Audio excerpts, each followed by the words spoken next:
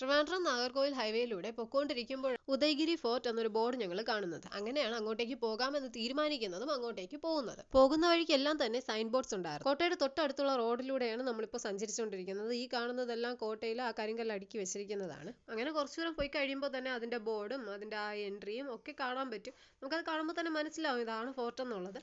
അങ്ങനെ ഞങ്ങൾ അവിടെ എത്തി. വാഹനങ്ങൾ പാർക്ക് ചെയ്യാനായിട്ട് പാർക്കിംഗ് ഫീ ഉണ്ട്. പാർക്കിംഗ് ഫീസിന്റെ റേറ്റ് ബോർഡാണ് ഞാൻ ഇവിടെ കൊടുത്തിട്ടുള്ളത്. തമിഴ്നാട്ടിലാണ് ഈ ഫോർട്ടെങ്കിലും കേരളമായിട്ട് ഒരുപാട് ബന്ധമുള്ള ഒരു ഫോർട്ടാണിത്. ഇത് ഇപ്പോൾ സംരക്ഷിക്കുന്നത് തമിഴ്നാട് ഗവൺമെന്റ് ആണ്. തമിഴ്നാട് വനം വകുപ്പ് ഇതൊരു ബയോഡൈവേഴ്സിറ്റി പാർക്കായിട്ട് കൂടി ഇത് മാറ്റിയിട്ടുണ്ട്. ഇവിടെയുള്ള ഈ ബോർഡിൽ പറഞ്ഞിട്ടുള്ളത് ഇത് സംരക്ഷിക്കുന്നത് ഡിപ്പാർട്ട്മെന്റ് ഓഫ് ആർക്കിയോളജി ആണെന്നും ഇവിടെയുള്ളതൊന്നും തന്നെ നശിപ്പിക്കാൻ പാടില്ല എന്നുള്ളതൊക്കെയാണ്.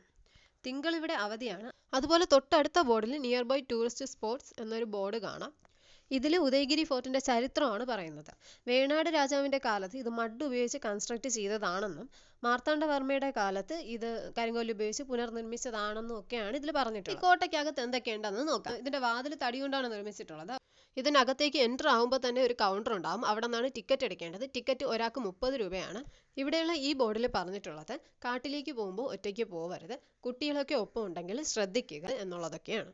ഓരോ മരവും ഡിസ്പ്ലേ ചെയ്യുമ്പോൾ അത് ഏതാണ് എന്നുള്ളൊരു ബോർഡും, അതുപോലെ ചില ബോർഡുകൾ വന്നിട്ട് കന്യാകുമാരി ജില്ലയിൽ കാണപ്പെടുന്ന ബേർഡ്സ്, ആനിമൽസ്, അങ്ങനെ കന്യാകുമാരി ജില്ലയിലെ ജൈവ വൈവിധ്യങ്ങളെ പറ്റി പറയപ്പെടുന്ന കുറേ ബോർഡ്സ് ഒക്കെയാണത്.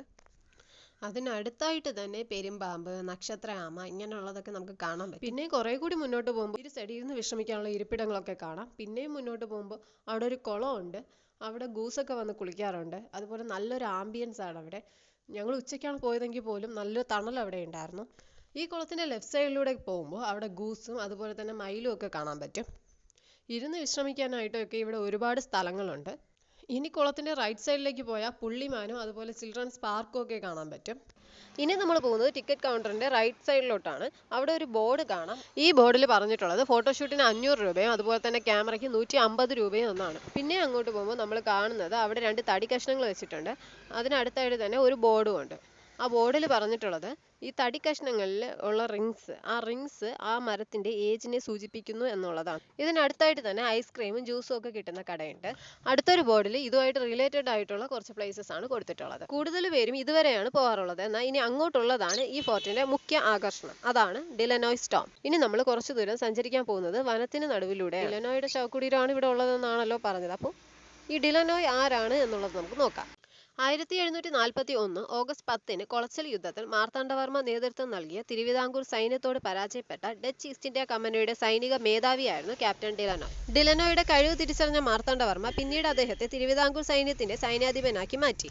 പിന്നീട് ഡിലനോയ് കമാൻഡറായി മാറപ്പെട്ടു. സ്ഥാനമേറ്റ ഉടനെ തന്നെ അദ്ദേഹം തിരുവിതാംകൂർ പട്ടാളത്തെ യൂറോപ്യൻ പട്ടാളത്തെ പോലെ പരിഷ്കരിക്കുകയും ആധുനിക ഉപകരണങ്ങൾ അവർക്ക് നിർമ്മിച്ചു നൽകുകയും ചെയ്തു. മാത്രമല്ല തോക്ക്, പീരങ്കി മുതലായവ ഉപയോഗിച്ചുള്ള യൂറോപ്യൻ യുദ്ധമുറകൾ പരിശീലിപ്പിക്കുകയും ചെയ്തു.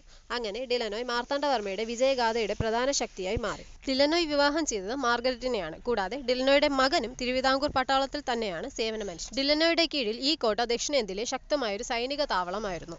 1758 മാർത്താണ്ഡവർമ്മ നാട് നീങ്ങുന്നതുവരെ ഡിലനോയ് മഹാരാജാവിനെ സേവിച്ചു. മാർത്താണ്ഡവർമ്മയ്ക്ക് ശേഷം അധികാരത്തിൽ വന്ന ധർമ്മരാജാവിന്റെ ഭരണകാലത്തും ഡിലനോയ് സൈനിക തലവനായി തുടർന്നു. ഡിലനോയ് താമസിച്ചിരുന്നത് ഈ കോട്ടയിലാണ്. മാത്രമല്ല 1771 ജൂൺ 1 ഡിലനോയ് മരണമടഞ്ഞതും ഈ കോട്ടയിൽ വെച്ച് തന്നെയാണ്. അതുകൊണ്ട് തന്നെ ഡിലനോയ് കോട്ട എന്നും ഇത് അറിയപ്പെടുന്നു. തിരുവിതാംകൂറിന്റെ വലിയ കപ്പിത്താൻ എന്നാണ് ഡിലനോയ് അറിയപ്പെടുന്നത്. ഈ വഴി ചെന്ന് നിൽക്കുന്നത് ഡച്ച് മാതൃകയിലുള്ള ഒരു ചാപ്പലിന് ഫ്രണ്ടിലാണ്. ഈ ചാപ്പലിന്റെ ഫ്രണ്ടിലായിട്ട് 4 ഫലകങ്ങളുണ്ട്. ഈ 4 ഫലകങ്ങളും എഴുതിയിരിക്കുന്നത് തമിഴിലാണ്. നടന്നു കയറുമ്പോൾ ചാപ്പലിന്റെ ഉള്ളിലായി 3 ശവകുടീരങ്ങൾ കാണാം. ആദ്യത്തേത് റൂസ്വെൽറ്റിന്റെ പത്നിയായ ആനി റോസിന്റേതാണ്. രണ്ടാമത്തേത് ക്യാപ്റ്റൻ ഹ്യൂജിന്റെ 2 ശിശുക്കളുടെ ശവകുടീരമാണ്. മൂന്നാമത്തേത് ക്യാപ്റ്റൻ ഡിലനോയുടെയും അദ്ദേഹത്തിന്റെ പത്നിയായ മാർഗരറ്റിന്റേതുമാണ്.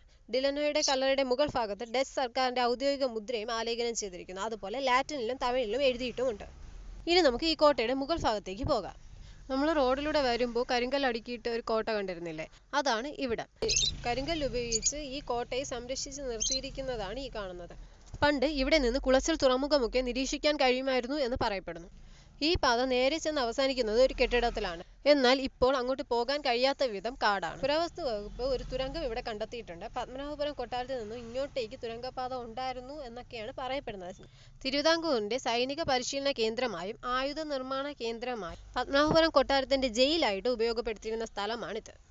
ഈ വിടവുകളിലാണ് പണ്ടുകാലത്ത് പീരങ്കികൾ കൊണ്ടുവച്ചിട്ട് ശത്രുക്കൾ വരുമ്പോൾ അവരെ ആക്രമിക്കുന്നത്. ഒറ്റപ്പെട്ട ഒരു കുന്നിനു ചുറ്റും കൂറ്റൻ ഗ്രാനൈറ്റ് കട്ടകൾ കൊണ്ടാണ് കോട്ട നിർമ്മിച്ചിരിക്കുന്നത്. ഏകദേശം 90 ഏക്കർ വ്യാപിച്ചു കിടക്കുന്ന കോട്ടയാണ് ഉദയഗിരി കോട്ട. കന്യാകുമാരി ജില്ലയിൽ നാഗർകോവിലിൽ നിന്ന് 14 കിലോമീറ്റർ അകലെ തിരുവനന്തപുരം നാഗർകോവിൽ ദേശീയപാതയിൽ പുലിയൂർ കുറിശ്ശിയിലാണ് ഉദയഗിരി കോട്ട സ്ഥിതി ചെയ്യുന്നത്. ഇതിന് തൊട്ടടുത്താണ് പത്മനാഭപുരം കൊട്ടാരം. ഇതുപോലുള്ള കൂടുതൽ വീഡിയോസിനായി ചാനൽ സബ്സ്ക്രൈബ് ചെയ്യുക.